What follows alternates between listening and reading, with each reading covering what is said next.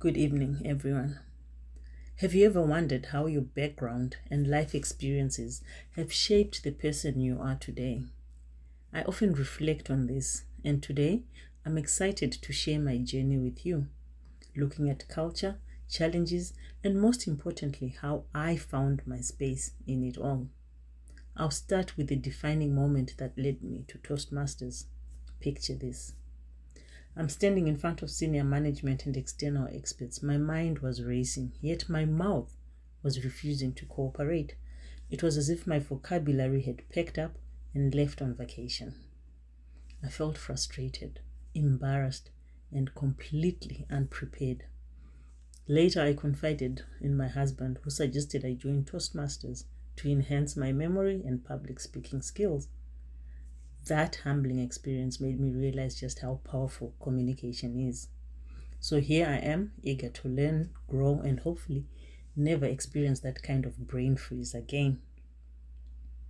I was born into a family of 4 children with 2 boys and 2 girls.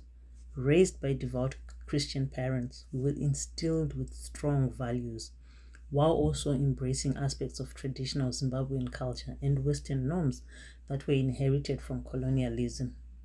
For example, while traditional marriage rites were important to my parents, they also valued a church wedding, with Western inspired celebrations like the wedding cake and the bouquet toss. Talk about mixing traditions. I wonder what my ancestors would say about me tossing away good fortune. Cultural diversity has profoundly shaped my identity. My father, mother, and husband come from different ethnic groups, each with unique traditions and values. This was not always easy to navigate. To be honest, sometimes I felt like a cultural referee, but it broadened my worldview and deepened my appreciation for different perspectives. This has also been invaluable in my career, helping me navigate multicultural relationships in the civil service, in the diplomatic corps, and the not-for-profit sector. I've learned that no one culture is the right way. There are different norms, belief systems, and ways of doing things, and that's okay. In fact, it's more than okay. It's enriching. Growing up, our family was always bustling with extended family. My parents, a teacher and a nurse, were more financially stable than their siblings.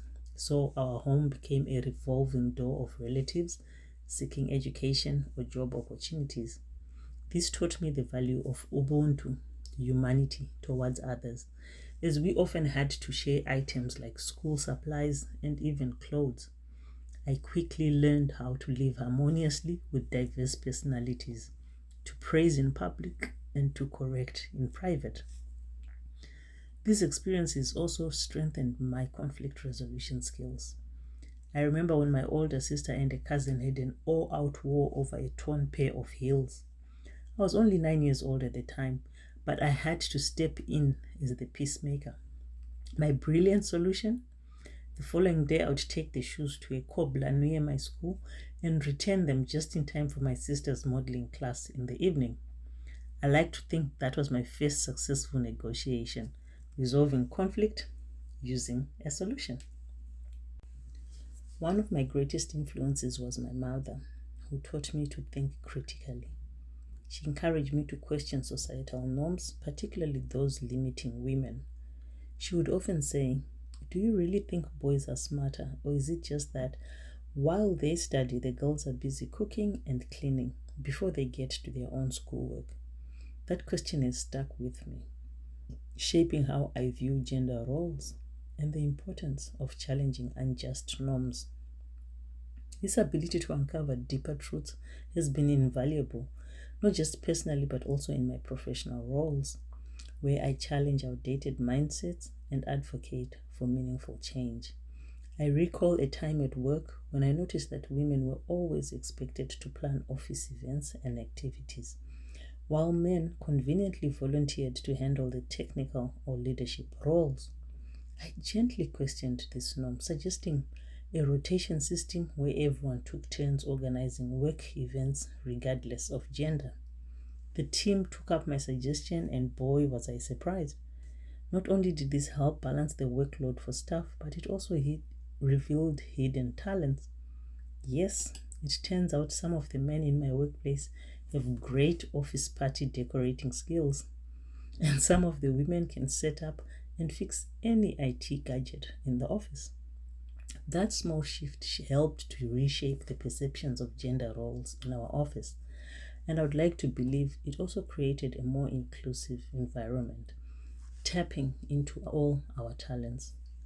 As I reflect on my journey, I realize that life is not just about titles or positions. It's about mindset, values, and the positive change that we bring to others. My life has been a mosaic of challenges, which, with a little creativity and sometimes humor, I've managed to turn into opportunities. My communication and leadership goals are clear. I want to be a more confident, effective speaker who inspires and leads with impact. I aim to articulate ideas clearly and persuasively in any setting, whether I'm at work, at church, or with my fellow Toastmasters. Through Toastmasters, I hope to overcome my communication challenges, refine my presentation skills, and as always, find my space. Thank you.